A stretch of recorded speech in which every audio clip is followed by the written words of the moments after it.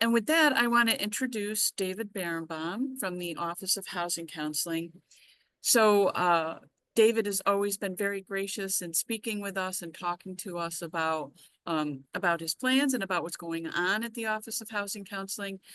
And I will let you know that he is going to be very willing to answer your questions. So pop your questions into the Q&A box now. And also just a reminder, as Bruce said, David will do his best to answer your questions as he can. There may be questions he won't be able to answer. So just asking for your grace around all of that. And David, take it away. Ellie, thank you, and Bruce as well. And I want to thank everyone for what has become a wonderful annual tradition for me to spend time with all of you, the practitioners in the housing counseling field, whether you're affiliated with a state HFA, a national or multi-state intermediary, a state or a local housing counseling organization. It is the joy of the Office of Housing Counseling team to work with you to effectuate all of our goals, to help homeowners, to help tenants, to help those who are unhoused, to ensure that they achieve their housing dreams, their financial goals, and most importantly, stability in their lives.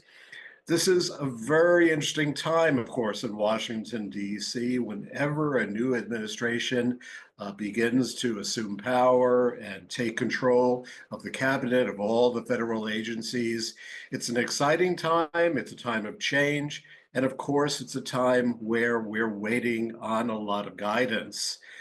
Just yesterday, I'm sure everyone is aware now, we have a new HUD Secretary Scott Turner. He was confirmed yesterday.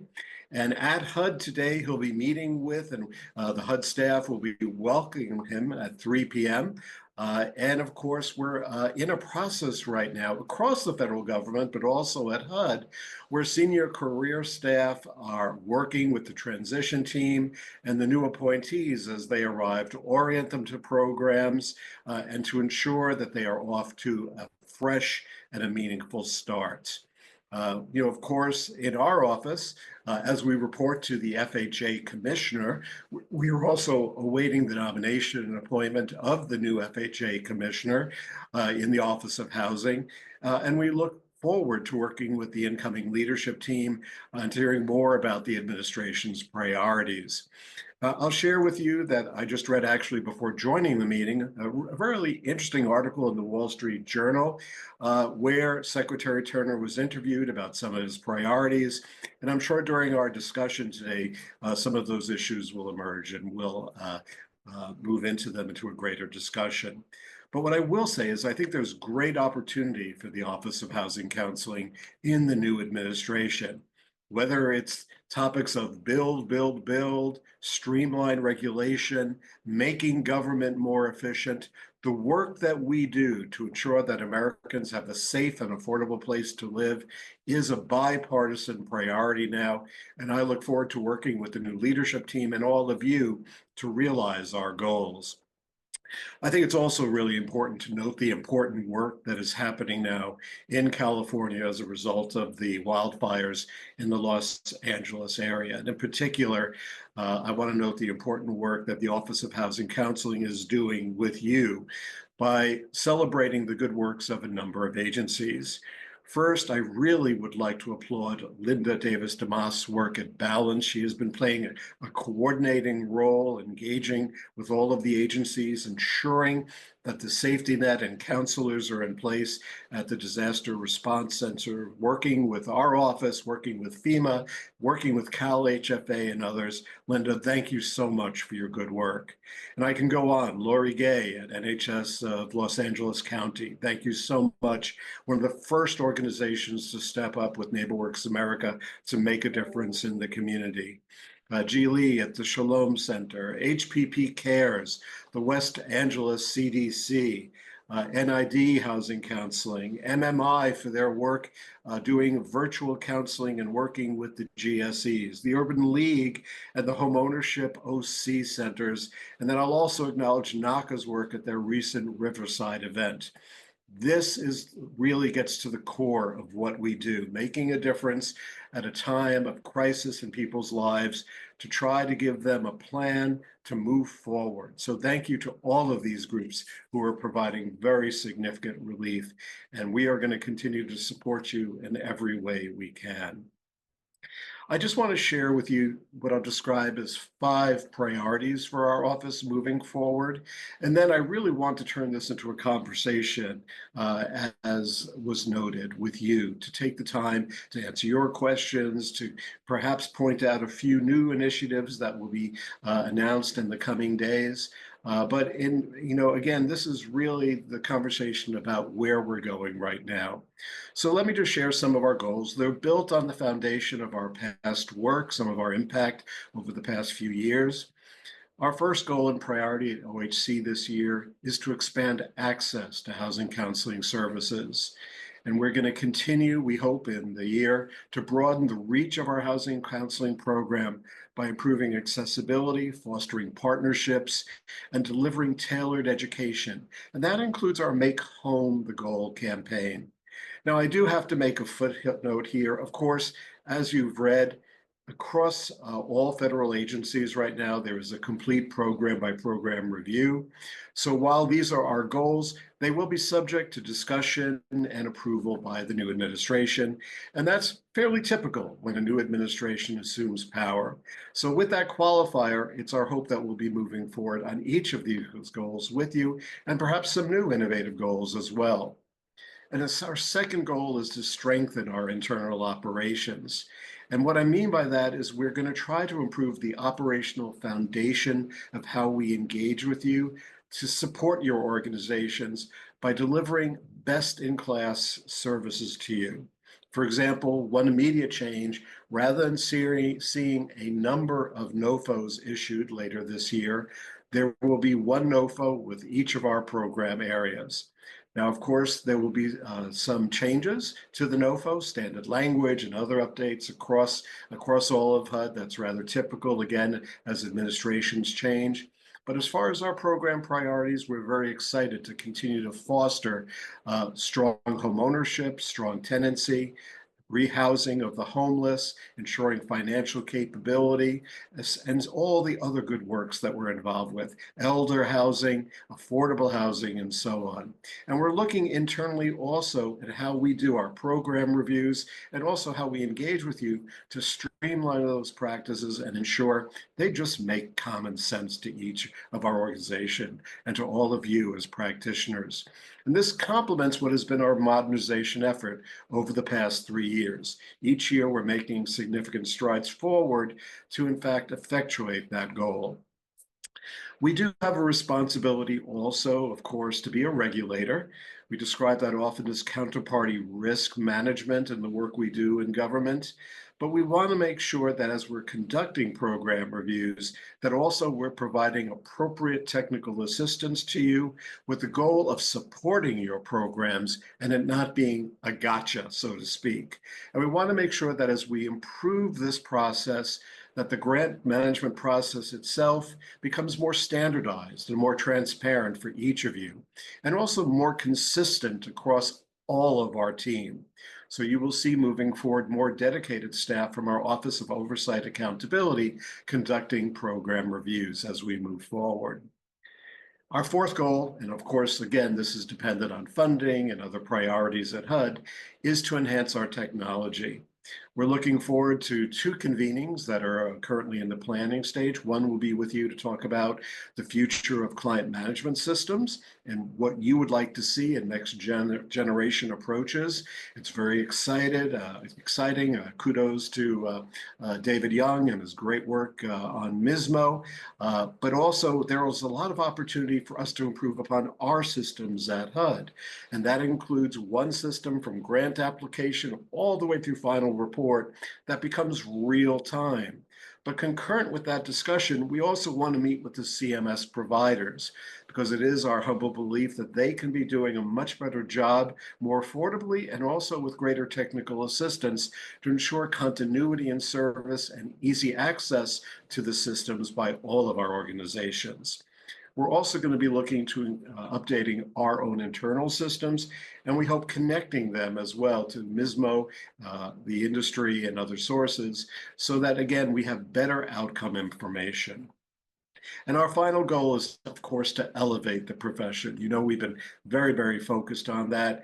My personal joy last year was to see and hear about your responses to National Housing Counseling Day, but more significantly, hearing about all the consumers who are finding your offices as a result of the campaign, as a result of our partnership with Zillow, as well as our partnerships with many other private and public sector leaders.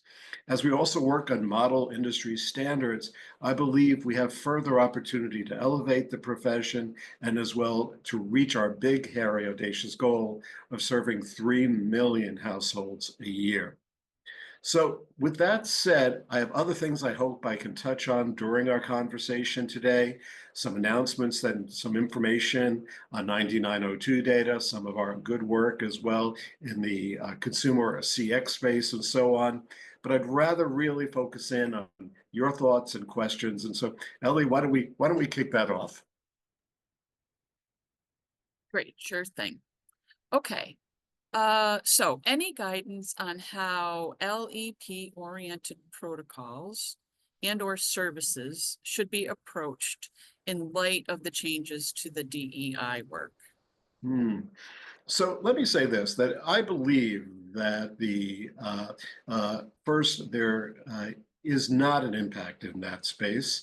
Our office is going to continue to offer our 800 contact center information. We'll have interpreters available in close to 300 languages. All of our materials in multiple languages will remain, the goal being to meet consumers where they're coming from and to ensure that they have access to best-in-class services.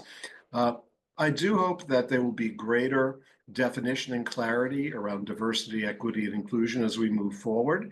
But as far as providing services to consumers, I believe that we're in a very safe spot, and I don't believe that our agencies should have any concern about that. Okay, so this person is expressing concern about where housing counseling organizations are going to be in the next quarter, over the next year. It's pretty stressful to not really know what's going on. So how should I put this? Change is often something that's very difficult to embrace. I know for those of you who have gone through the NeighborWorks Achieving Excellence program, which is a great program if you're ever thinking about it. They often discuss adaptive change in management and leadership. We are clearly in a period of change right now. Let me say this, that the Office of Housing Counseling staff, and I know the housing leadership at HUD, are committed to working with you and to ensuring all of our organization's success. Now, I have to acknowledge there is a program review that HUD and every federal agency is going through a review with regard to government efficiency and other issues. Certainly, some of this is proving stressful as well to federal employees, but I remain very optimistic that, again, the impact of our work, the mission that we have is right in line with HUD's priorities. And let me say this, if you listen to Secretary Turner's nomination hearing when he was being vetted, he was very focused on the importance of empowering consumers with financial empowerment to ensuring the availability of housing. He did speak to opportunity zones and other initiatives. Housing counseling connects to all of these issues. So I'm very, very optimistic that we are going to play a very active role with the new leadership. Okay. For those agencies who are scheduled for 3-year audits, are they still on the calendar or should we anticipate delays? They're still on the calendar. Well, that was an easy answer. Mhm. Okay. Please further explain what you meant by one NOFO only for each program area. Right. So in the past, for a number of different reasons historically, there has been the comprehensive housing counseling NOFO issued on a particular date. Then on another date, the training NOFO or TNOFO, as many people affectionately call it, was issued. And then, of course, we had the home ownership initiative, which was a brand new initiative and had to go through layers of review and approval. So in essence, we had, or in reality, we had three different NOFOs that were issued. Many of the components were duplicative. So if you were looking at applying for one or more of them, you had to read the whole thing. And really, it was extra effort as a result of that, extra burden, I would describe it as. So it is our office's plan, and this is subject to review and approval, but it is our plan this year to issue one NOFO for comprehensive. It would also include our MSI partnership initiative with the HBCUs and MSIs. It will also include HI and training. Now, the dates for submission may vary a little bit to ease any workload issues with having to respond to one NOFO, but they will all come out at one time. That's our plan. And again, it will simplify the amount of reading you have to do and how you respond. Okay. Can you reiterate the fourth priority that you listed? So essentially, it was to enhance technology and both internally in our own systems, but also how we partner with you externally so that we have what I describe as one system to meet all of our collective needs. One of my priorities is 9902 reporting and collecting more outcome data. I will share with everyone, please report all of your counseling data. As a group, you are under-reporting data right now. I know this is a fact because I've had many conversations with many professionals in different agencies right now. There's a second reason, and allow me for a moment, Ellie, to talk about this. Early next week, it's very likely you're going to be receiving a letter from me. It's going through layers of approval right now, updating you on where we stand with, in fact, 9902 data reporting. And it's very simple. One, we're going to be updating our FAQs in this space because a lot of people have not been reporting financial capability sessions where you simply help consumers after a crisis, whether it's COVID or whether, for example, it's the fires in California or other disasters.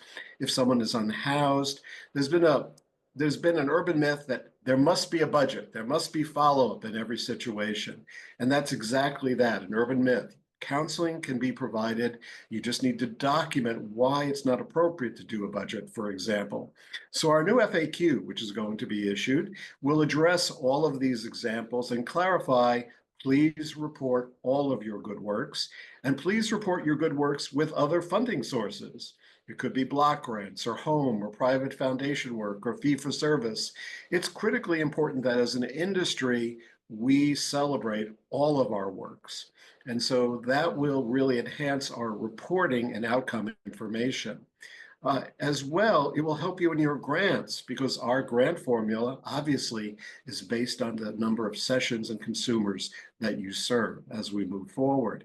And so we want to see everyone get the maximum grant amount possible.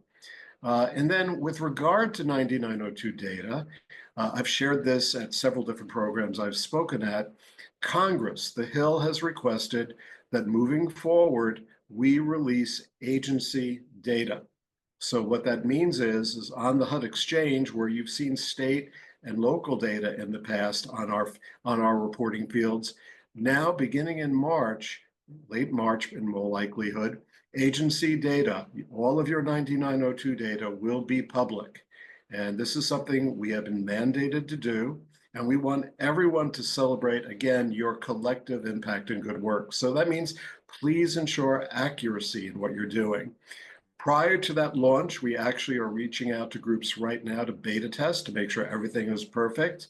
But again, you need to be getting your data in.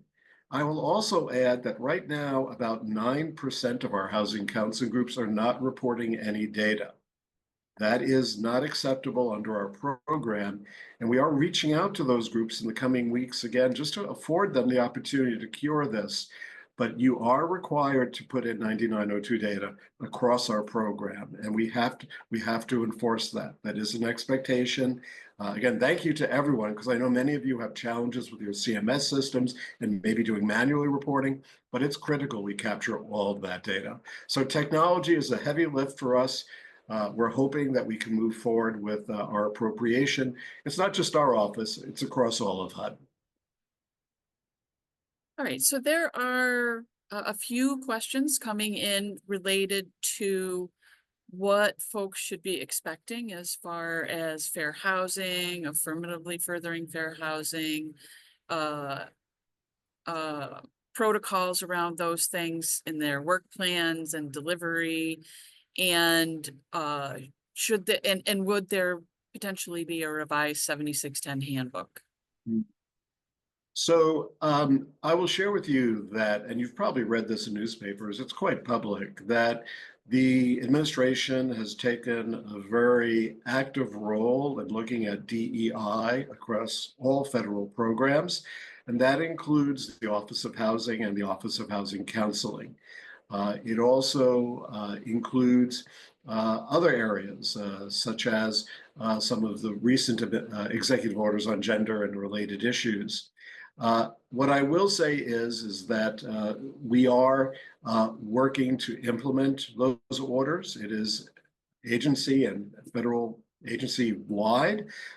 With regard to affirmatively furthering fair housing or any other aspect of our grants, we are awaiting guidance from new leadership on how to proceed, but I do expect you will see changes in the NOFOs and across all HUD programs relative to DEI and affirmatively furthering fair housing.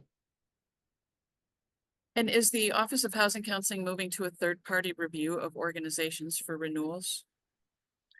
So that's an interesting question. We have been using the procurement or contractors more frequently to conduct program reviews or financial reviews, the GARs and so on. And that's a matter of keeping up with the pace of the number of agencies or delivery points that there are nationwide. It's a growing number. With regard to for approval of organizations, it's something we're looking at, but we have not made any decisions on. A lot will depend on our ability to move forward with contracting, subject to the efficiency reviews that are taking place. But right now, most reviews to become a HUD-approved housing counseling, in fact, all, are done internally. Can you talk about what programs have been put on temporary hold at the Office of Housing Counseling? So the only program that was on a clear hold, and it was not a result of a directive to our office alone, was an outcome of the stop work order across all federal government to not execute contracts, not pay certain vendors and contracts and so on that OMB issued. As you know, there was a lot of clarification of that particular order. The Office of Housing Counseling team work and has continued to work with all our agencies who needed to put items into locks. But we were in a difficult situation and had to make two difficult calls with programs that, frankly, I was very excited to be doing. The first was our webinar on the new CX survey, which we're excited to roll out to all of you, and you'll be receiving more information about that. The webinar itself will be rescheduled. And the second was our regional meeting in Miami, Florida. Over 250 of you registered for that. We had a great program. There was a new program, especially for agency executives. Thank you to the close to 50 executives who registered for that program. That meeting will be rescheduled, and we hope to continue with the regional meetings as well. Again, subject to administration review of all HUD programming. But other than that, there's a typical sort of a period of time in every new administration where the administration is getting a handle on all the program areas. We're waiting for political appointees. So right now, you will not see many weekly updates from our office. You're not going to see many social media posts or so on, but that will change in the near future as we move forward. We're still waiting the appointment of a principal deputy assistant secretary in the Office of Housing. Again, when that happens, things will, I believe, begin to flow more normally again. So a couple of people are worried about you, David. So are you going to be staying at the Office of Housing Counseling? My joy is the work I do with you. As I said, I look forward to working with the new administration and each of you. I'm very comfortable in my seat, and I feel I have a lot more to do. So God willing, I'll be here with you. There are a few different questions that I haven't asked yet, but it keeps coming up. Folks are wondering about other federal agencies like the CFPB and then the possible privatization of Fannie and Freddie. Are those questions that you can address? Unfortunately not. We're all reading the same newspaper articles. The administration is working very closely with the DOJ. They also have their political priorities, and this is a time of change. But I don't really have any additional information other than, to speak internally to what's happening at HUD. I think that, I'll defer to others, perhaps from the CFPB or the administration, to address those questions to you at a later date. I know you have the answer to this one. Do you anticipate the MSI initiatives continuing under the new administration? So I think it's really interesting. First, let me point out that under the previous Trump administration, there actually was an executive order for the federal government agencies to work very closely with historically Black colleges and universities. I'll also note that our new HUD secretary, Secretary Scott Turner, also in his roles as a member of the White House team, professional staff, also was responsible for the working with HBCUs and the opportunity zones. So I'm very hopeful and confident, I'll say, that I think we're going to be able to continue to work in this space.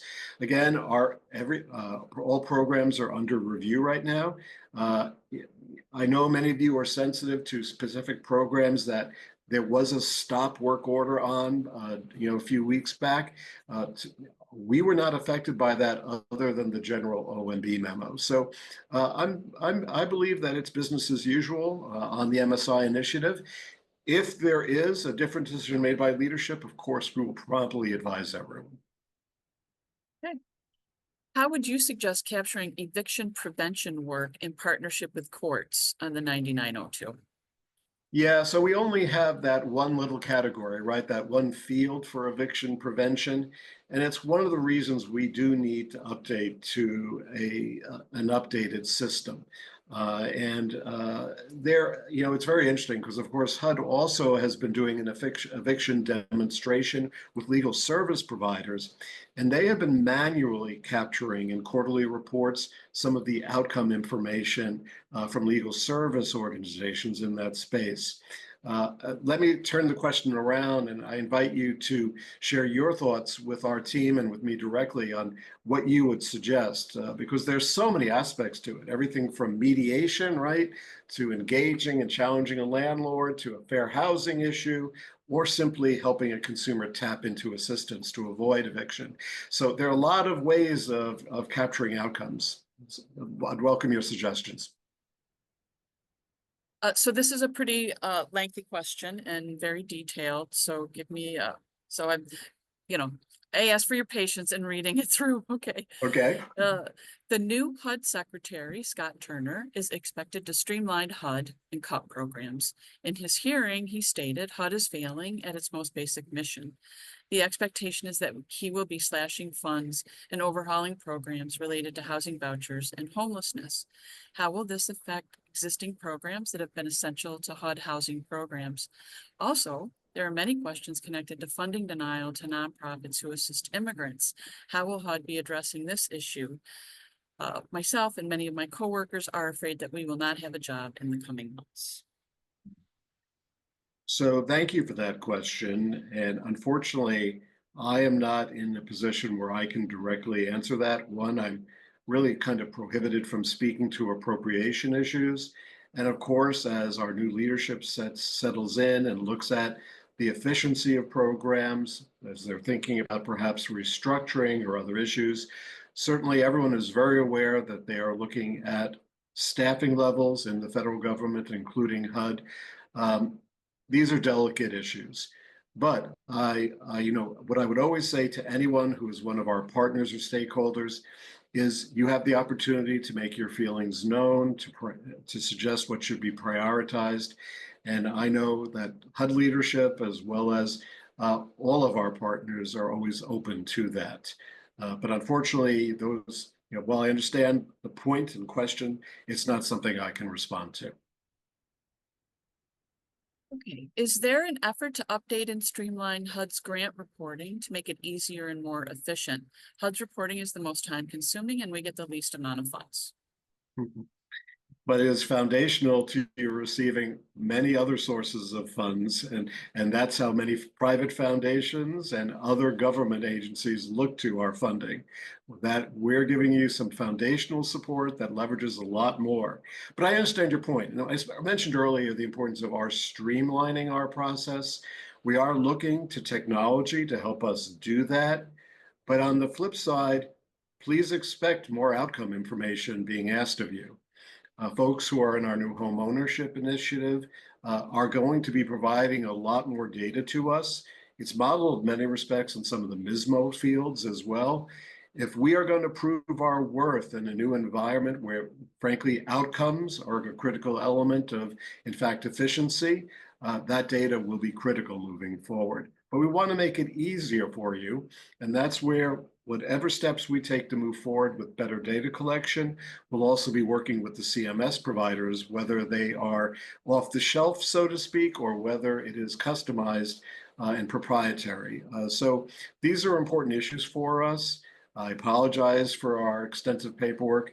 As I said, we're going to simplify our NOFO. And as we move to better technology, I believe our 9902 and related systems will become a lot more efficient for everyone. Okay, I understand that a budget is not needed in all cases. However, when working with services funded by other funders, we are not always able to collect a full file. Can you discuss what a full file should be? So I think that's a good question with your HUD point of contact in our office to explore. I think so much is driven by what the consumer is presenting in an environment. And what I mean by that is if someone is in traditional pre-purchase housing counseling in a group environment that moves into one-on-one counseling, it should be an environment where it's possible to get all of the required information. Now, I'll note, for example, in our new home ownership initiative, we are requiring a follow-up counseling session. Post-purchase housing counseling has proven its worth in our environment, and we really want to celebrate that as a best practice. But we also acknowledge that sometimes a consumer, even though you've asked them to be available at the beginning of this grant program, they may, for some reason, not want to be part of a follow-up session. And so we simply are suggesting an approach where you make one or two efforts and then you document to a file that the consumer is not available. But again, a lot depends on the circumstances. In the case of the California disaster right now, of course, the priority is meeting a tenant's or former homeowner's immediate needs, and whether it's getting FEMA assistance rehoused, whether it's perhaps they need a small business loan to give them a fresh start from their business being lost, whatever it is, their short-term needs. But then as they move forward, perhaps working with them and their mortgage servicer to help extend a forbearance or take advantage of a new offer, as well as perhaps relocating and so on. There's time to, in fact, do budgets and other things. But in most cases, it's really just common sense. I also want to add, though, that sometimes, for example, A recertification of someone on a Section 8 is also a budget review and other items. Again, a lot of our providers are not capturing that data, and it is considered housing counseling in that context. So we're just trying to really celebrate everyone's works. And where there's a particular question, just reach out to your POC and we'll be happy to provide technical assistance. So David, can you share anything about your thoughts on the future of housing counseling under the current administration? So I actually believe the future of housing counseling under the previous administration, as well as the current administration, is dependent on our ability to present the housing counseling industry as an active member of housing finance and real estate transactions overall. And much of our focus has been to leverage those type of business partnerships, whether it's a mortgage company, a bank, whether it's a real estate program, and our focus on, in fact, documenting outcomes and fee for service has been very much with that in mind. We want to elevate the profession so that you are really perceived as social enterprises. Yes, we're charitable. Yes, we have very important people-oriented goals, but we are also making a difference in the lives through the professional services we deliver in the communities that we serve. So I think the challenge remains, and our goal to really educate industry as well as the public sector to our impact is critical. And then we made great headway. I mean, I'll share with you that last year, the awareness campaign, the Make Home the Goal campaign, reached 13 million people. And then Zillow was added on to that as well. I hope we can break those numbers this year. We haven't designed what I'll describe as phase 3 or year 3 of the campaign yet. It will be done in conjunction with the new administration and public affairs at HUD. At least I hope, pending, again, program review across the board. But we've made good strides, and we want to continue to develop collateral for all of you to use independently of our efforts in social media and elsewhere.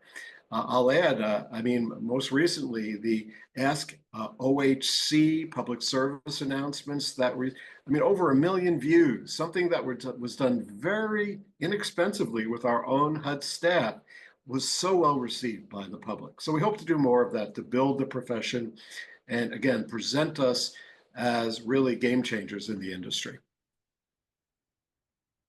So somebody's asking for clarification about that sometime in the future, we will be able to report FinCap in our 9902 reports.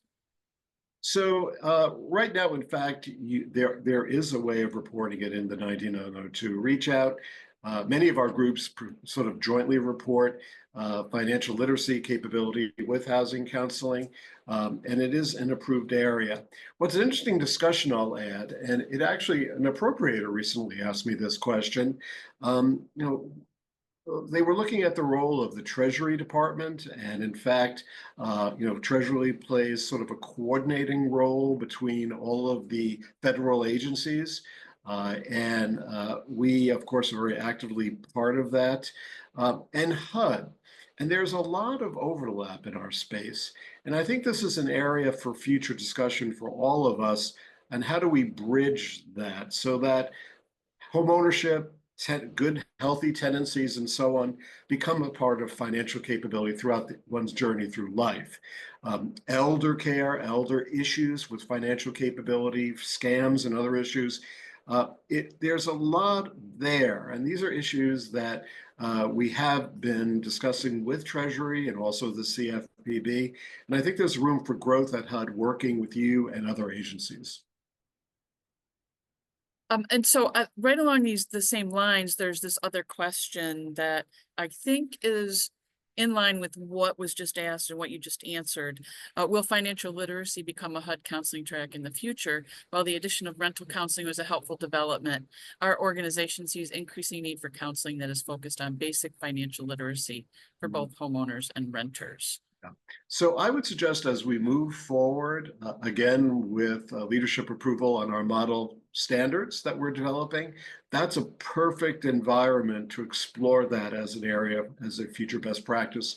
and funded category. I can tell you that we're really looking to this process to engage with all of you as we move forward, so that innovative areas, also talking about estate planning, right? Before someone becomes a homeowner, there have been so many great suggestions in this process can become real. And where would you like those suggestions to go? That's another question that somebody's asked. Well, first, you can feel free to write me and email me at david.l.berenbaum@hud.gov. It's on the website too. I'll forward it to the appropriate spot. You can reach out to Jerry Mayer or his team. And then with regard to the model standards, you'll be receiving a little bit more information in one of our blasts shortly. And we're working with our provider ICF on that. They're taking the lead. So they'll also create a mechanism for everyone's thoughts as well. Okay, let's see. Is there any sense of what else could constitute efficiencies that we should strive to define or enhance, like more outcomes, say time allocations for counseling sessions, et cetera?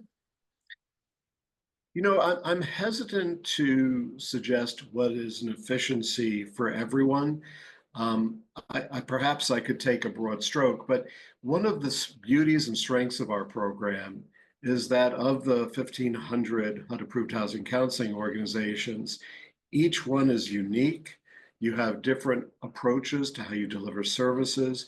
You have different service areas or different populations. Some groups only deliver a particular type of housing counseling service. So what is efficient for one could be very different for the next. And I'll share as an example, one of the reasons that we approached our negotiated fixed rate and the home ownership initiative the way we did is we did not feel one rate fits all. And that's why we really invited each applicant to the program, whether it's an HFA or an intermediary in this first round, to really approach it in a way that met the needs of the intermediary and their affiliates. And we've had a full range of negotiated rates because of that, but they all work for each organization. I do want to acknowledge that that process took longer than we expected. We lost our financial contractor, Almond & Company, during the process. I won't go into the reasons why. It had nothing to do with our office. And we're about to receive a new contractor, but that held up some of our negotiations. But I'm happy to report that of the 23 grantees, we now have approved 21 of the 23 rates, and 2 we're in final discussions with. So everyone can be moving forward with grants, and we're moving forward with that now. We did the approvals internally because we were concerned about the delay as well. So thank you everyone who was in that program for your patience. But the outcome has been very reasonable rates for everyone, which I hope will become a model for your negotiations with other public and private sector fee-for-service arrangements that you may have. But efficiency, technology is part of it. Ensuring each client has, everything they're looking for addressed, meeting the client where they come from. Outcome data, of course, is a very important part of showing the impact of our work. But let me also add, sometimes saying to someone, you're not ready yet for home ownership, or have you considered an alternative to the reverse mortgage and so on, is the right outcome. And I don't want by any means say that anything other than that. So this is an ongoing discussion that we all have, but one size with efficiency doesn't fit all. Are performance reviews expected to take place on site, or are they moving to virtual/desk reviews? Well, of course, during the pandemic, they were virtual and desk reviews. I actually would say to you that you can expect more site-based reviews. The future in the world we're in will be a mix of both virtual as well as site-based. And is there any possibilities for new funding for services? Of course, for HUD, that's dependent on our appropriation. And as you know, we're awaiting final word on fiscal year 25, and fiscal year 26 is first in early discussions. So I think you may find out about that more prior than we do. So somebody's wondering what the percentage of agencies that are not reporting on their 9902. I said that earlier. It's currently 9%. So it's a small number. It's 9%. Now, The percentage that are underreporting, I estimate, is much, much higher, probably 30 to 40% based on discussions, but that's an estimate. Again, everyone, please put all of the work you're doing. You may be doing fee for service for a bank. You may be working with your local state or county entitlement community and being funded. Put it all into the system because, again, in our grant program, that will also increase your reward. But more importantly, we will celebrate the outcomes and the impact of our industry as a whole. Okay. There is a considerable amount of information that has been removed or can no longer be accessed on the HUD Exchange training page. Will these trainings be reinstated? The answer is all of this is under review right now, and I invite everyone to stay tuned for more information. Key trainings I expect will be returned. I have no doubt of that. But again, this is part of the program review that's going on across all HUD offices right now.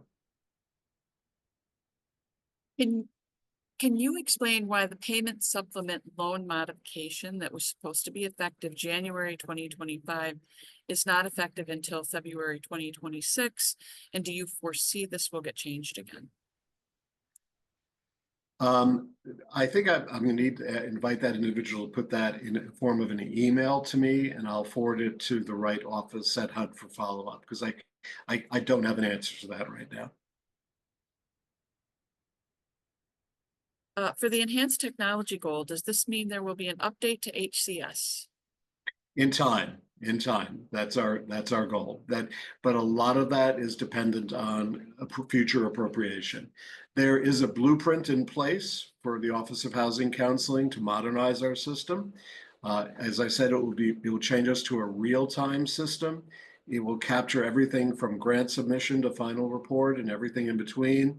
We're very excited about it, but it is dependent upon funding and, of course, again, leadership review and congressional action. So I'm not sure what this is referring to directly, but maybe you do, David. Can you share more about this home ownership initiative? I don't believe I'm aware of it. Oh, well, the Home Ownership Initiative was a new grant program. It is in its first year of operation right now. The purpose of the program is twofold. It is to provide pre- and post-purchase housing counseling that leads to home ownership, mortgage origination, and also to provide a post-purchase housing counseling session to extend the impact of our work together. Besides that, it's also to document the impact of our work and what will be the most comprehensive report on pre-purchase and post-purchase homeownership counseling to date. We'll know everything about client demographics, mortgage type, impact on credit score, and so on, and be able to share that broadly with all of our industry partners, because one of the open questions in pre-purchase housing counseling remains its impact. So we're working very closely with HUD's Office of Policy Development and Research to effectuate that report. And it's very exciting because many of the HI grantees, again, there are 23, working with hundreds of affiliates, are beginning to put their first quarterly reports in right now. And it's marvelous. The numbers are quite substantive. And let me also add that it's our hope at our virtual annual conference, which we plan to have this summer again, that we'll be able to report out on the progress to date to realize new home ownership in underserved markets.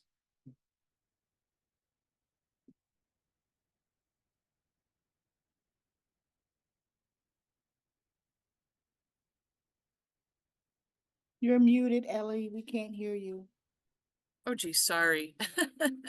There was some construction noise happening here and I wanted to mute myself. Sorry about that.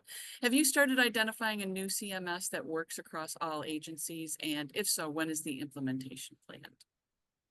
So there will not be a single client management system. As you know, there are over 30 distinct approaches right now, whether they are proprietary or provided by third-party off-the-shelf providers. What I do see as a trend more and more is that agencies are beginning to connect with other, well, say, thin tech providers, whether it is for credit counseling or for budgeting, things to avoid in post-home ownership when someone becomes a homeowner, a lot of module opportunities to pair CMSs with these other providers. It is not HUD's intent to try to create one national CMS. I do not believe HUD would have the capability to sustain that for a prolonged period of time. However, we do plan to operate in a transparent way that whatever fields we create for transmission to our own system will be universally applied. Again, we're planning on a convening to hear more of your thoughts and wishes about a future state system and next gen system for us. We have a good model in place that I think everyone will be very pleased with. But again, it is dependent upon, again, leadership, meaning administration approval at HUD, as well as, of course, budgetary constraints, appropriations.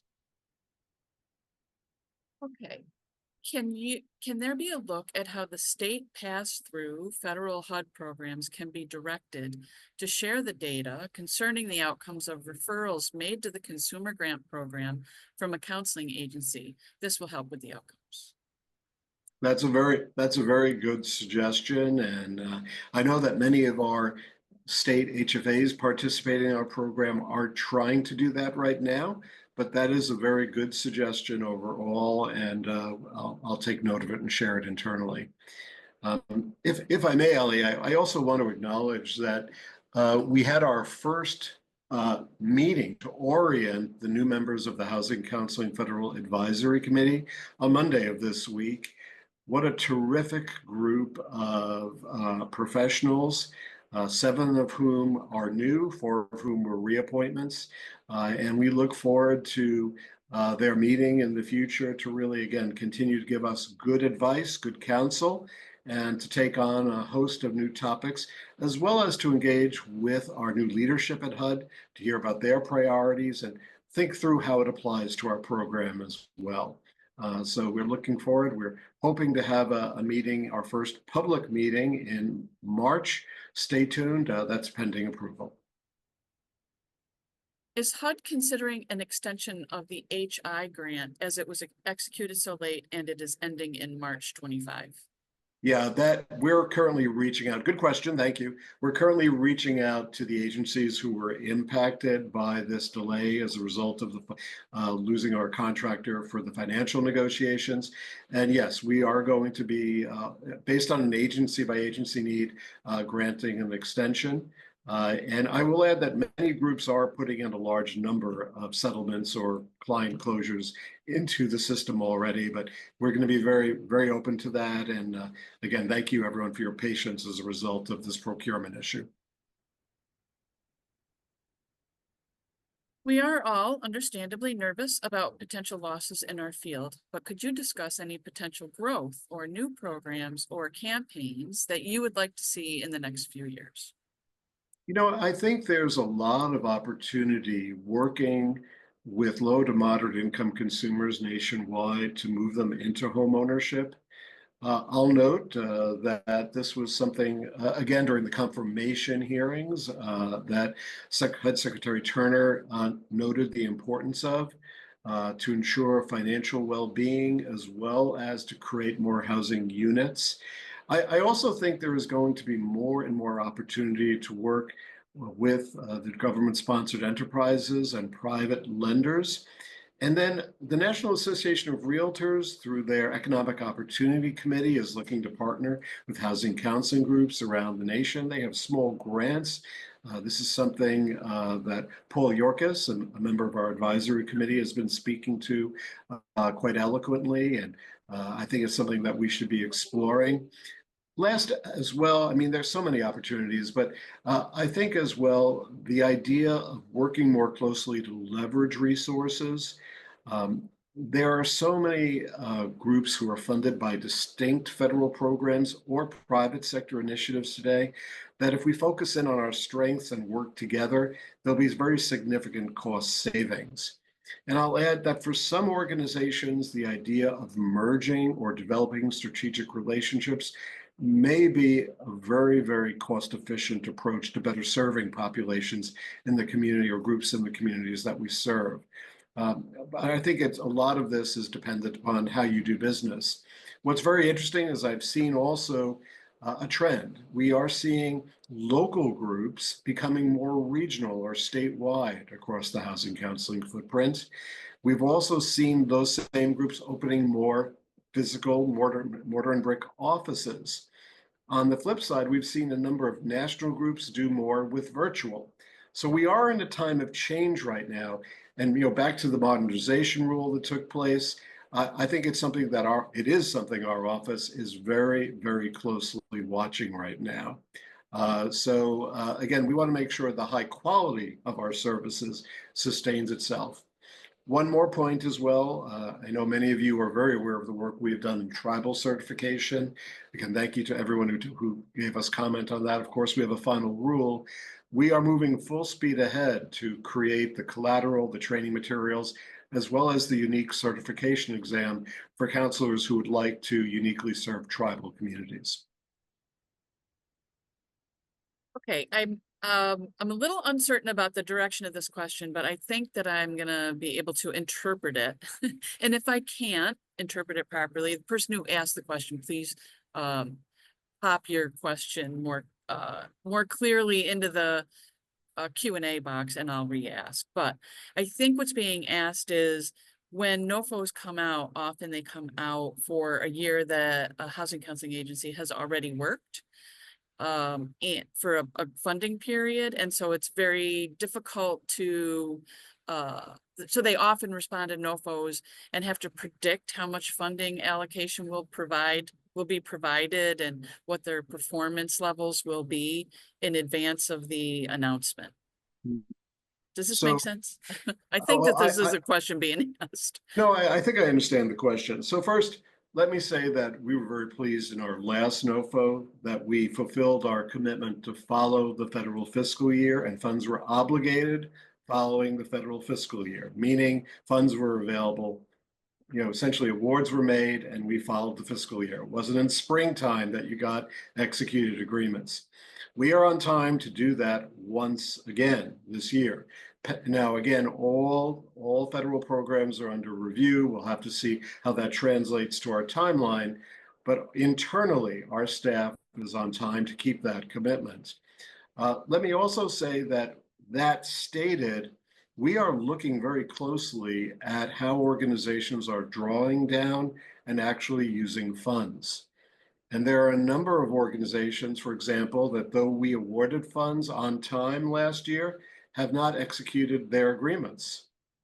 I'll be quite candid, those groups are going to be receiving a letter very shortly saying that they may be subject to, in fact, recapture of the funds. Because part of our responsibility is to make sure groups that are awarded funds use their funds on a timely basis, because there are literally hundreds of organizations that could use those funds that are on hold for the time being. So we have moved to follow the fiscal year, and I've been very open with this. Also means people have to draw down, spend, and close out on a timely basis.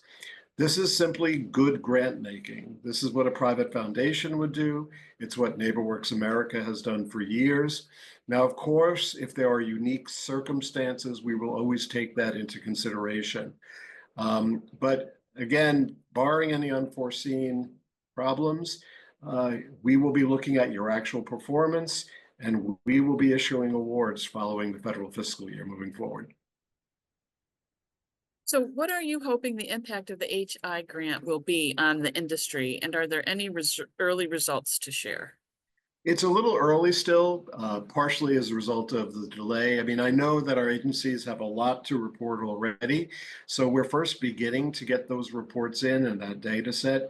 What I hope it will accomplish is really demonstrate the utility of pre and post-purchase housing counseling, and also demonstrate how we impact on the ability of consumers, low-mod consumers and all consumers, to realize sustainable home ownership.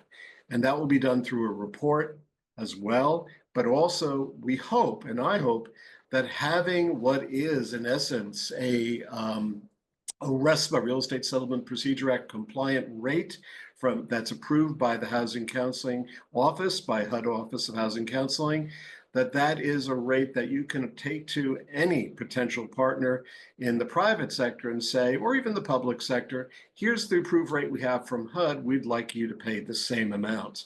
Because again, it's very equitable for our organizations. Lightly, I would discuss the range being anywhere from approximately, this is memory, so it's a range that may be slightly inaccurate, from $650 to, frankly, well over $2,000, depending on who the agency is and how they deliver services, the number of contacts with the client, the length of the contacts, and so on. But the main thing is that each of the groups have stated to us, this meets our needs, and from our perspective, they've documented the cost, the justifications for the cost. Okay. Any new pending update on MIS, NIS that we should lean our services or oversight into? Not yet, but stay tuned for more discussions on that front. Again, as we move forward, pending our ability to ensure all our contracts are in place moving forward, we have a very ambitious goal to move this forward by mid-year. With all of the requirements and being a HUD certified housing counselor, are there any plans to increase the counselor salary? Well, one, I do agree with the representation or inference there that counselors are underpaid as housing professionals. Unfortunately, that is not in HUD's domain, so to speak. We will review what is in our grant documents to ensure all of the rates are reasonable, but ability to pay an amount of salary is totally dependent on the board of directors and the leadership of the organizations that counselors are employed by. It is our hope to see funding for housing counseling increase through public and private sector partnerships. And so as well, we know that to some extent, many organizations have also increased salaries as a result of certification to retain staff, but that's not across the board, of course. I think it's a very interesting area, and it's an area we want to work closely with NHRC on. I have suggested that perhaps we could do a convening to discuss that, or have a roundtable or a colloquium of some kind. I think it's a very important issue to address. So we have a few questions about the 9902. So I'll ask them one at a time. I was going to try to group them, but I'll do them one at a time. So Okay. this person is saying financial. This really is coffee, trust me, okay? This person says financial capability coaching is reportable on 9902. I believe that there is let me follow up with my team, because I know a number of our agencies have figured out how to report financial coaching. It may be in the context of home ownership or rental or other areas, but let me ask my team to share something and follow up with NHRC on that. Okay. And I would also encourage other organizations that are on the call that have successfully reported your financial capability coaching to pop that into the chat for other people to see how you've done it. Okay, earlier you mentioned in the updated FAQ that all counseling activities should be reported even when no budget was created. However, when submitting the 9902, we are unable to validate it if the number of clients under outcome 10C, created a budget, is lower than the total number of counseling clients reported. How should we account for counseling clients who did not create a budget? All right, so that's a very interesting technical issue that I would like to check on. If you could submit that or in writing to me or to our team, we will look at that issue and address it. And I did pop David's email into the chat. So is there another entity that we should pop in there, David, that folks should also put these questions to? There is, for all questions relating to our system, an email address. I don't have it right with me, but it's okay. I'll forward it to the right people. No worries. Okay. And somebody did put into the chat, you can submit, you just need to answer the question and say why there is no budget. So this suggestion that does make sense. That does make sense. But again, we'll follow up to be sure.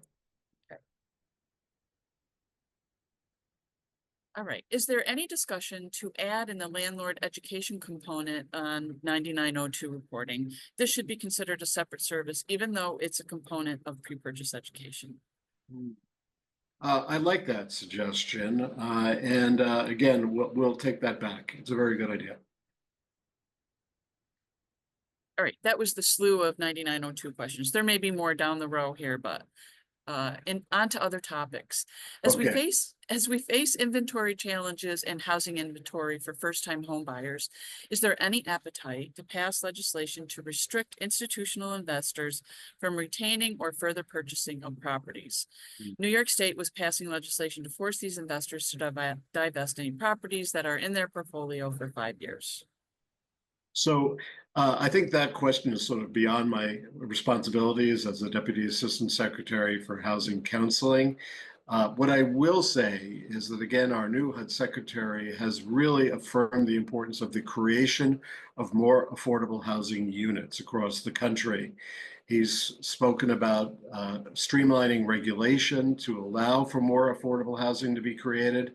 And what was also interesting in the Wall Street Journal article today, it appears there's great interest in privatizing Fannie Mae and Freddie Mac again. I'm not going to comment on that, but again, the idea is ensuring liquidity for affordable housing, both multiple unit dwellings and single family in the marketplace as a whole. So I think the time is right for all of these conversations.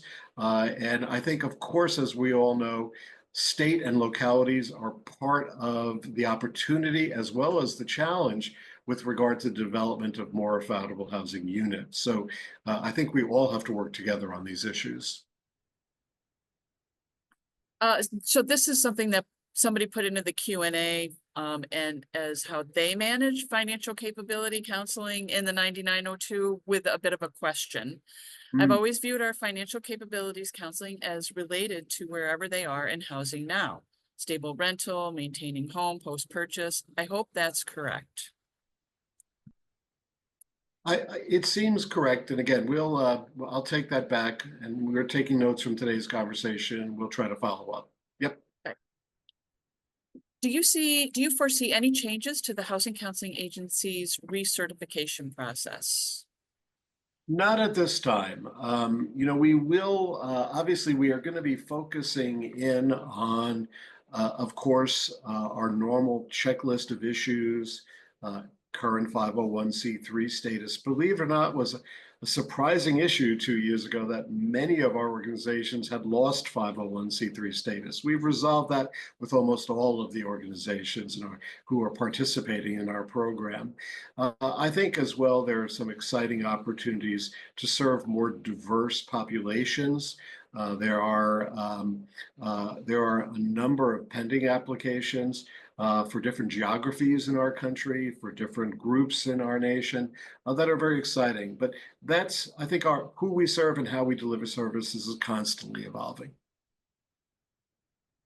So there may be some conflict of interest involved. We would love to see HUD use its considerable reach to help agencies discover new non-HUD funding sources. Is this something that HUD could explore? We try to highlight innovative programs at our various regional meetings, the virtual national conference, and so on. But I agree that perhaps we can explore working with NHRC to really highlight even more. Again, point well taken. And in my role as sort of a spokesperson, using my bully pulpit, wherever I go, whenever in front of industry, I always celebrate the importance of working with housing counseling organizations. Are there particular counseling areas in which organizations are consistently underreporting their data? So I have seen several reports, I've had several briefings on this front. I would say as a general rule, a number of organizations are only reporting their HUD program impact, but they are not reporting other sources of funding. And part of it, in some instances, was a concern over what is HUD expecting, or better understanding what will be our new FAQ to clarify these issues. Sometimes it's also a matter of not having adequate staffing resources to keep up with the demands of reporting across multiple programs. But I'd say the most common rule is people are only reporting their HUD work when in fact they are doing so much more. All right, so we're getting into a couple more 9902 questions again, as that one was. So what if you are not providing housing counseling services per se, but performing eligibility determination for owner-occupied rehab or disaster assistance relief? Do you want that in the 9902? Disaster relief is, unfortunately, with the world we're in right now, it seems to be the new normal for what we're doing.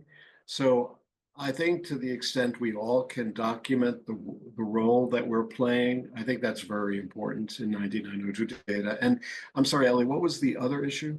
The other part of it? Sorry, I moved that question already, so let me get to it. Oh, owner-occupied rehab. Yeah, so particularly as we have aging in place as a new national norm as well, right? Well, study after study is showing that more and more elders want to stay in their home. I mean, FHA also recently amended the program to allow for more accessory unit development in a single family home, creating more entrepreneurs. I think that that's a very important area that I think we could capture more as well. It's a very good point. What agency is replacing Almond CPA, and is that for all their services? I can't respond to that yet. The contract is pending and it has not been formally shared with us yet. And they will work with us in several fronts. That will include financial reviews. It will include any technical assistance that we need, such as negotiating rates for service and so on. It is rather broad, actually, how we have used Almond & Company, but I do not know the name of the new agency or provider accounting firm yet. Are the regional meetings expected to be rescheduled soon? In fact, we have working dates that have not been announced yet for Detroit and Baltimore, and we are working to reschedule Miami. So the answer is yes. Will there be any new program in the future to assist with the rising cost of rents, especially in certain areas of the country? We'll have to see what leadership priorities are for HUD and how they look at all of the programs across the important work we do. So I really can't respond to that. We'll have to see what the new priorities are that are announced. Do you have any thoughts that you'd like to share about the new tiny homes developments? I've seen several of them myself, serving particular constituencies such as elders or the unhoused. I think it's a creative opportunity for providing more housing for particular populations. I think as well, the important work in manufactured housing has a lot of opportunity as a source of affordable housing. And, even many of the discussions nationwide about turning what I'll describe as surplus office space or perhaps industrial space into residential housing is also opportunities. And I hope that we all, as leaders in our field, as housers, work collaboratively with our political leaders locally and nationwide to really explore these opportunities and realize them. What happens if there is a government shutdown, which is potential pretty soon, since March 14th is the end of the current continuing resolution? Yeah, I'm glad that that question has been asked. As I noted earlier, our team is doing everything in our power to move voucher requests and reports and locks requests forward on an extremely timely basis. I would recommend to all of our agencies to be sure that you place any pending voucher requests into the system with the deliverables as soon as possible. Excuse me. Will the one NOFO be implemented this year? And when do we anticipate the Housing Counseling Comprehensive 25? So the goal is to implement it this year with leadership approval, and assuming everything happens on a timely basis, you can expect to see the NOFO during the summer.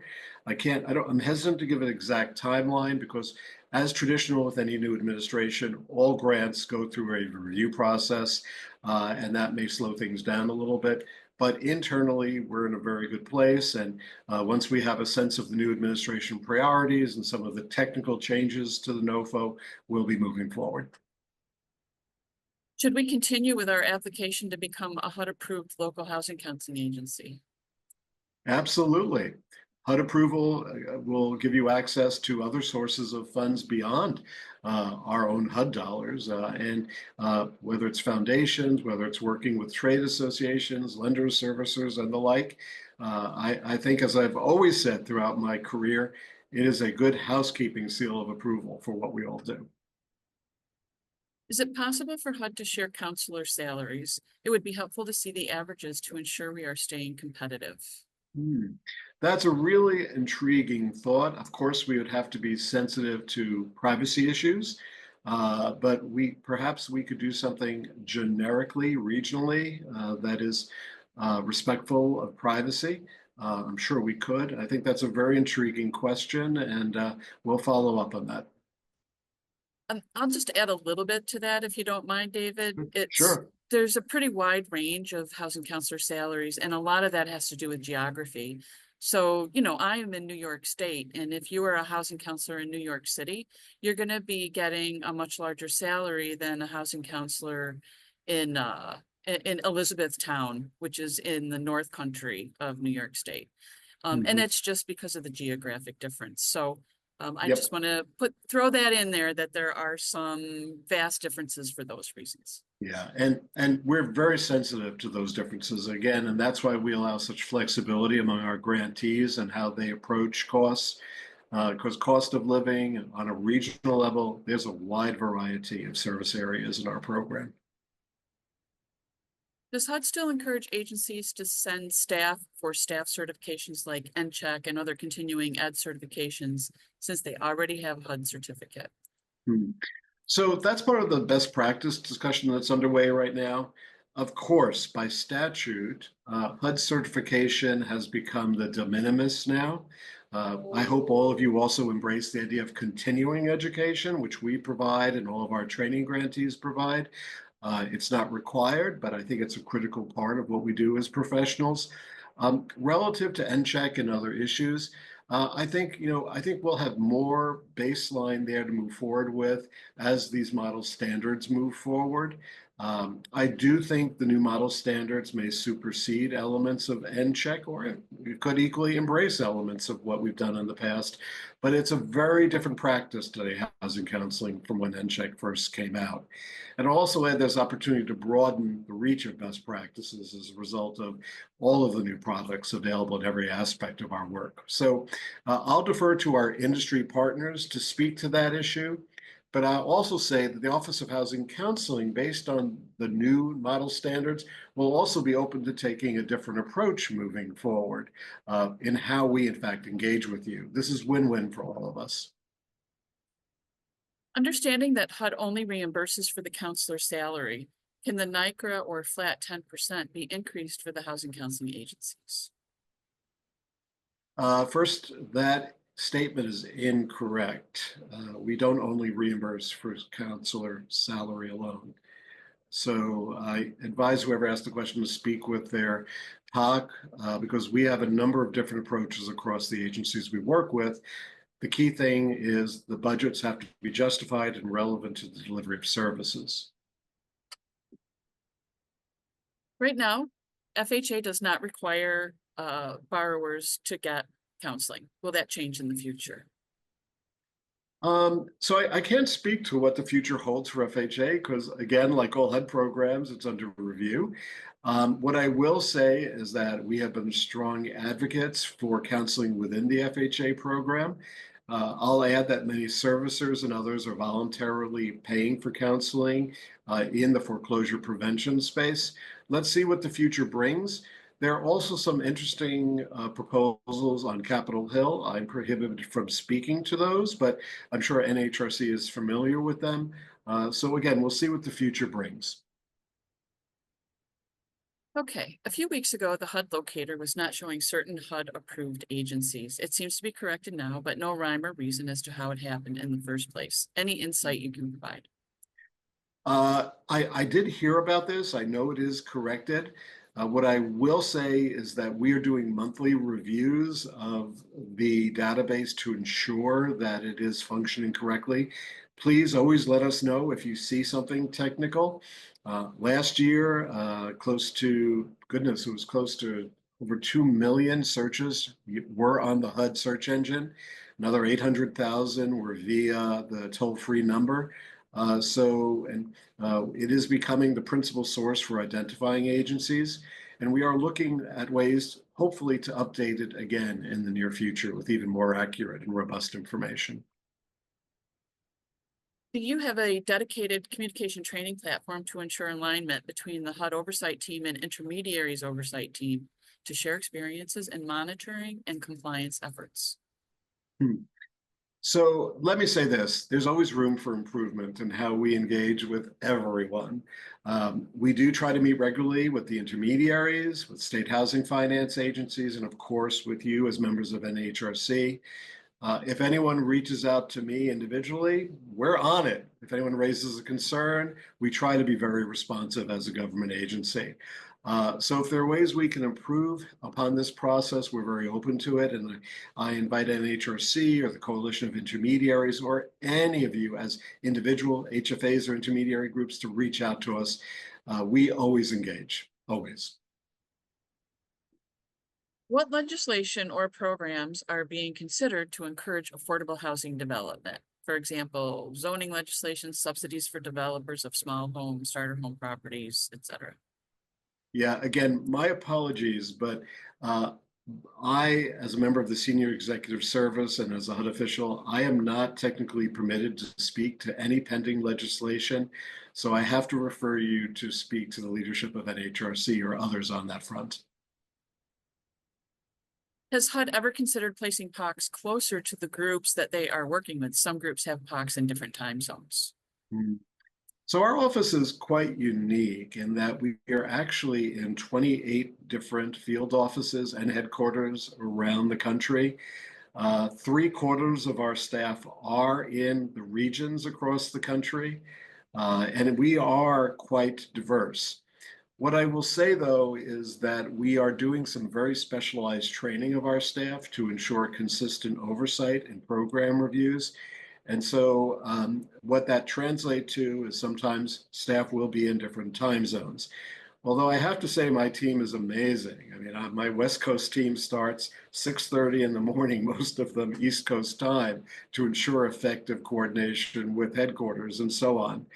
So we do have staff truly throughout the country. If for some reason communication is proving difficult, I invite you simply to reach out and request a different point of contact. It won't be taken personally, we understand, but we do try to make it easy to engage with us. And of course, the beauty of Teams and everything else, it does make it rather straightforward. Will a government shutdown impact the 3-year HUD audit? Potentially, it would depend on the length of a potential government shutdown. Of course, we hope that that will not be necessary and that there will be a budget agreement. Is it possible for HUD to consider tracking the service areas of HCAs depending on counseling type? We often get referrals from HUD's hotline for clients who are not in our service area. So that's a really interesting question as well. So that would be a recommended approval to the system. I know to some extent it's, of course, it's based on zip codes that are in the system. I think the first step would be to check on what is in the system for your particular agency. So let's make an inquiry to your POC to check on that. And maybe that's the quick fix. The idea of being a little bit more what I describe as descriptive or using other ways of showing service area. Maybe it could be some visual service chart for different agencies. Maybe that's an approach as well, but very open to that suggestion. But let's start with the simple existing system. Maybe there's a fix within it. Can you pay a counselor as a 1099 or by their registered business name if they have one for counseling services? I'm going to defer from answering that.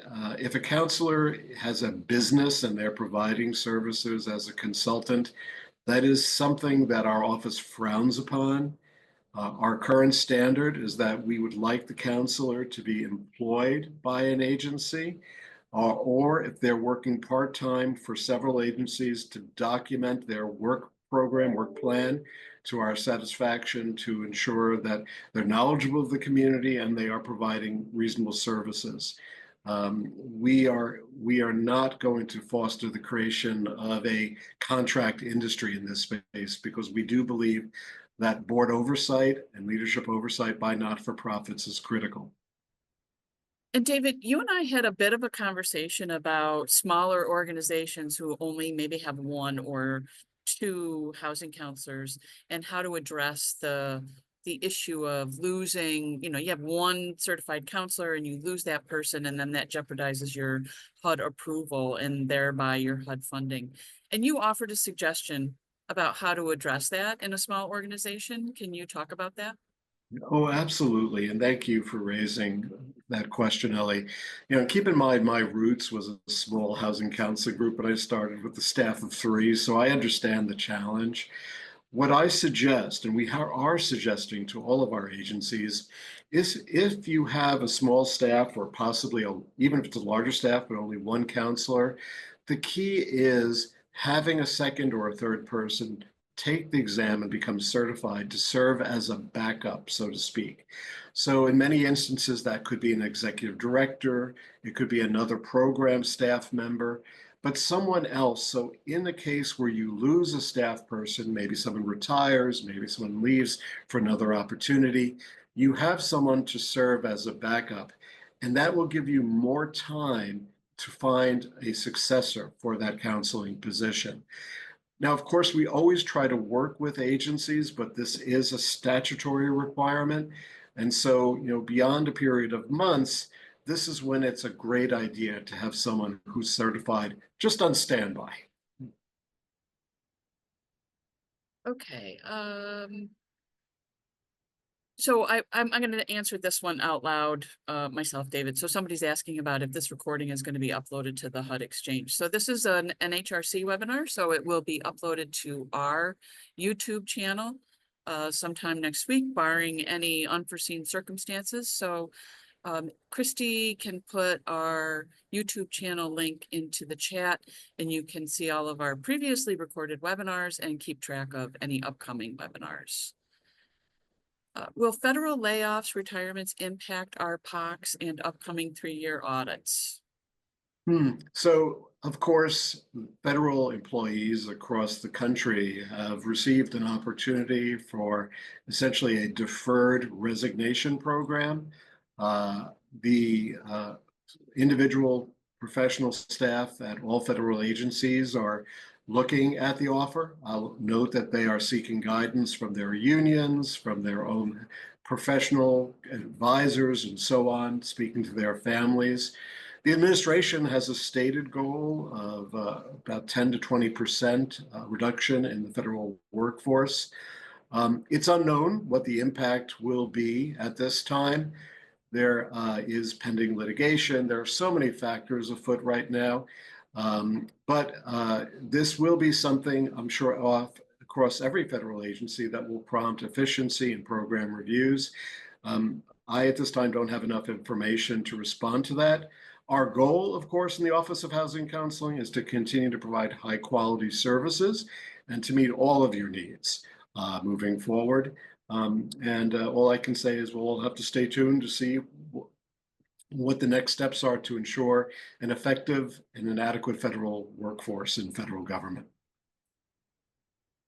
Curious if you have any insight on the modernization rule, no in-person requirement, and how it might be applied to the next NOFO. Well, the modernization rule is in place. It is the new normal. I don't think in the big picture it was a major game changer because most of our organizations were already delivering services in a manner they felt effective, whether it was exclusively face-to-face, a mix of hybrid, meaning virtual, telephonic, and face-to-face using the internet tools. I think organizations will continue to make that choice. I think consumers will self-select how they would like to receive services. I do see the new normal being a combination of both in-person as well as virtual services. But this is something we're watching carefully. Again, our bottom line is the quality of those services to meet our standards, as well as the high standards of the profession as a whole. I do believe we are seeing an increase in the delivery of services virtually across the country, but that varies from group to group. Does HUD have an opinion on agencies receiving fee-for-service from a client as well as HUD funding for that client? Is there a way this would not be considered duplication of funds?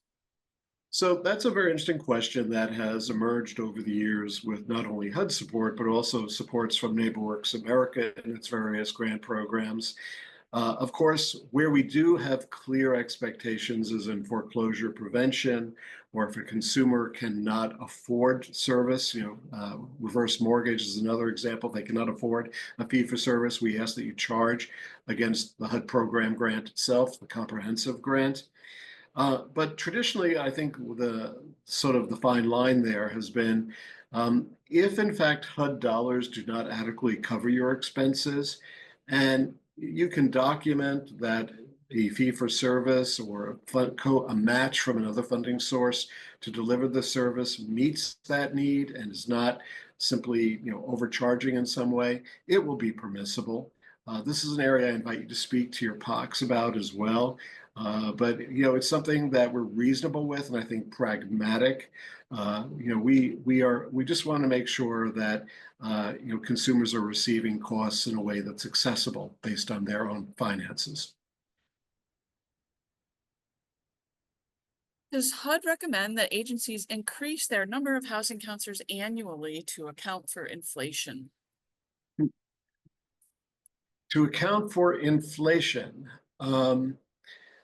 I don't really have a response to that question. I think the business decisions of each of our agencies should be based on forecasted needs, what you think you will be able to affordably deliver with your budgets, coupled with expected needs in a given community. In certain areas of the country, for example, delivery of services will very much be around disaster. Other areas, it may be more with eviction or home ownership or foreclosure prevention. We have some groups that are looking much more in depth at providing services to the unhoused in partnership with other organizations. So I think it depends on your business model as a social enterprise, who you're providing services to as a charitable organization. I do think forecasting need is what's critically important and keeping it, in line with your budget. And that was our last question, David. And I just want to say thank you for sticking around for that marathon session of Q&A. And I will offer you the opportunity for any closing remarks. Well, thank you, Ellie. And again, I want to thank everyone at the National Housing Resource Center for the important work that you are doing. We spoke in the beginning about adaptive change and new leadership. Our office and HUD remains committed to meeting your consumers where they're coming from, and ensuring that the counseling industry continues to provide great services across the country. Whether you're an urban, suburban, or a rural community, regardless of how you deliver services, we want to move the program to helping you grow and develop your own programs. And I genuinely mean it. Call upon us whenever we can be of assistance. As well, we can be a gateway to other HUD resources if you have any questions beyond our area. And again, thank you for doing the great work that you do. And I just mean it from all my heart. It is wonderful to be part of our industry with you. Thank you, everyone. Well, David, I hope you're seeing all the love in the chat. And with that, I'm going to hand it over to Bruce to close us out. Well, thank you, David. That was absolutely terrific. Quite a marathon, as some have said. It is really great to have you in the role you have. And as you can tell, a lot of people deeply appreciate it. A couple things.